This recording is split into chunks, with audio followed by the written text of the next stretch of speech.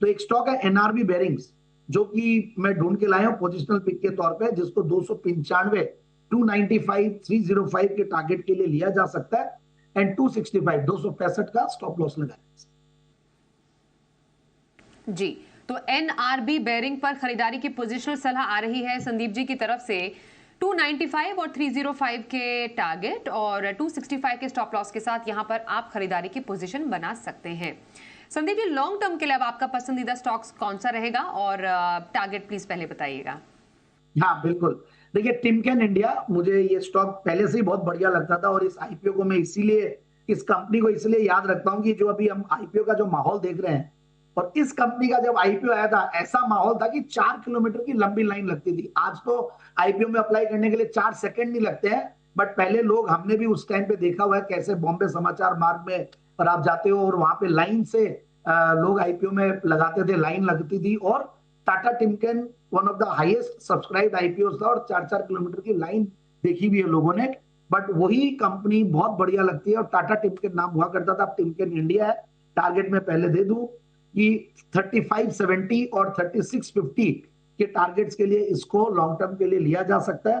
बेहतरीन कंपनी है, ऊपर के लेवल्स 3600 से स्टॉक करेक्ट हुआ है 3140 के लगभग, अपने 200 डेमास के ऊपर जस्ट आज निकला और क्लोज किया है। आज अच्छा ही चला था स्टॉक, और रिटर्न नंबर्स देखें बहुत बढ़िया है। और अब टिमकेन इंडिया करती क्या देखिए, मतलब इनफैक्ट कोइंसिडेंटली मेरी पोजिशनल पिक भी बेरिंग्स वाली कंपनी थी, एनआरबी बेरिंग्स, और लॉन्ग टर्म पिक भी बेरिंग्स की निकली। और एक एमएनसी कंपनी है, एंटी फ्रिक्शन बेरिंग्स बनाने वाली एक बहुत बड़ी कंपनी, 1987 से कार्यरत, जैसा मैंने कहा टाटा टिमकेन के साथ थी और टाटा हटके अब टिमकेन हो गया है, और बढ़िया काम कर रही है कंपनी। यही है कि इनका थोड़ा ज्योग्राफिकल मिक्स देखते हैं, तो यूएस का एक थोड़ा वो रहता है, क्योंकि टैरिफ के इश्यूज को लेकर स्टॉक बहुत ज्यादा चला हुआ नहीं था। बट अब देखते हैं आगे आने वाले दिनों में कोई भी अगर पॉजिटिव न्यूज वहां से आती है तो इस कंपनी को भी बड़ा फायदा होगा। सो बढ़िया कंपनी, फैंटास्टिक फंडामेंटल्स, और वैल्यूएशंस भी देखते हैं तो मुझे बहुत ज्यादा, मतलब करेक्शन के बाद अब ठीक लगने लग गए हैं। तो करीब आप देखिए 16-17% की, इनफैक्ट पिछले 5 सालों में सेल्स की क्या कर रही है, 12-13% इनकी प्रॉफिट की क्या कर रही है। रिटर्न नंबर्स भी देखे तो आरओसी करीब 21% के लगभग है। जून क्वार्टर के रिजल्ट्स बढ़िया थे, 96 करोड़ के सामने 104 करोड़ का पैक था। सो एफआईआईज डीआईज तो सर्टेनली इन कंपनियों में इन्वेस्टेड रहती है, क्योंकि जिस तरीके का प्रोमोटर बैकग्राउंड और जिस तरीके का in fact quality of the company और बिजनेस बहुत ही बेहतरीन है। तो मुझे लगता है कि स्टॉक में बिल्कुल इन लेवल्स पे निवेश किया जा सकता है। और जी, वारी एनर्जीज कैसा लग रहा है संदीप जी? आज तो काफी गिरावट के साथ यहाँ पर स्टॉक में क्लोजिंग रही, शाम मेटालिक्स भी कमजोर रहा। बताइए सर, क्या व्यू बन रहा है?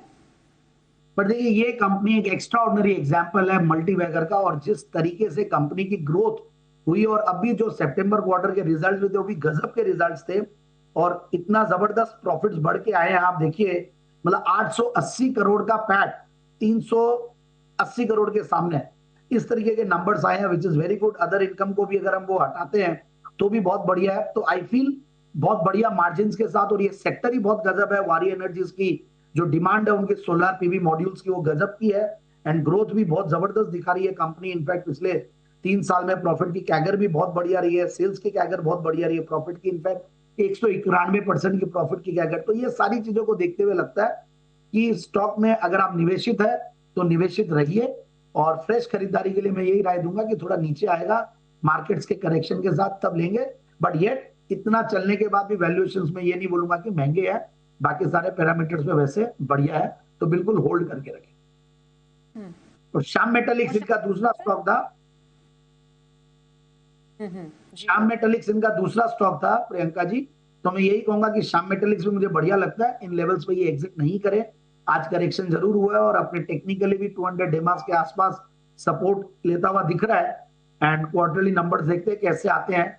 सो ओवरऑल क्वार्टरली नंबर्स के बाद चलेगा, बट मेटल सेक्टर बढ़िया कर रहे हैं, और मुझे लगता है कि स्टॉक में बिल्कुल निवेशित रहना चाहिए।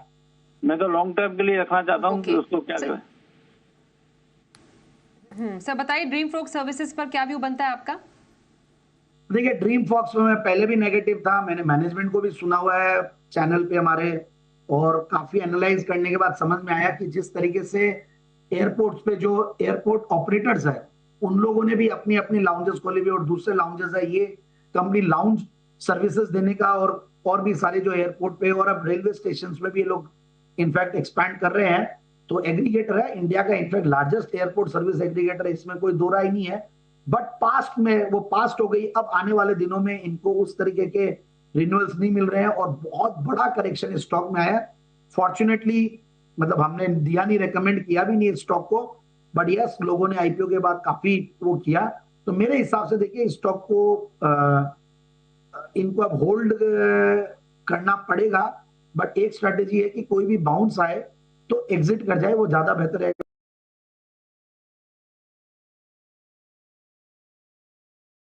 मुझे मार्केट में इन्वेस्ट करना है बट समझ नहीं आ रहा कैसे स्टार्ट करूं। 5 पैसा से स्टार्ट कर, रोज एक्सपर्ट से रिसर्च एडवाइस मिलती है।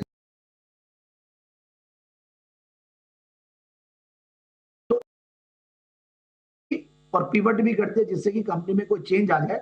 तो I think we should wait for that and we should give a chance to the company कि हो सकता है वो हो जाए कंपनी में। तो मेरे हिसाब से एक बार होल्ड करें बट एग्जिट ऑन बाउंस की रणनीति अपनाएं।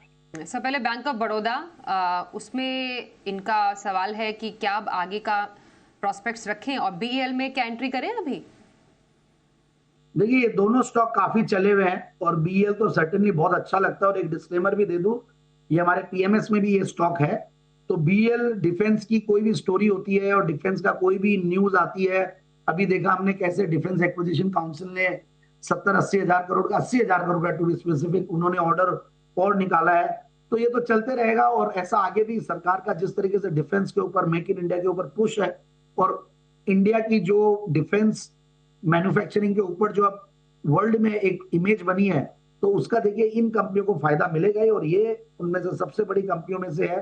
तो बिल्कुल मेरे हिसाब से बेल में ये बने रहे और अभी भी मुझे बढ़िया लगता है और रिजल्ट्स भी अच्छे रिजल्ट्स आए हैं तो कहीं कोई दिक्कत नहीं है। बीओबी यस काफी चल चुका नीचे के लेवल से और हो सकता है कि थोड़ी बहुत प्रॉफिट बुकिंग आ जाए, रिजल्ट्स ठीक ठाक ही दे और मतलब बल्कि प्रॉफिट्स नीचे होके आए हैं। तो मेरे हिसाब से इस स्टॉक को बीओबी से पार्शियली अगर ये एग्जिट लेते हैं और ये अगर कोशिश करेंगे आईडीबीआई में घुस जाए, क्योंकि आईडीबीआई में एक न्यूज भी है, बाकी इनफैक्ट इसका स्ट्रेटेजिक सेल की बात चल रही है, तो वहां पे एक देखें यूनियन बैंक है जो कि इतना आउट परफॉर्मेंस नहीं दिया हुआ जितना बीओबी ने दिया हुआ। तो मुझे लगता है कि यूनियन बैंक और आईडीबीआई बैंक ये दोनों बढ़िया रह सकते हैं। और कुछ जो छोटी अगर आप पीएसयू बैंक देखें तो बैंक ऑफ महाराष्ट्र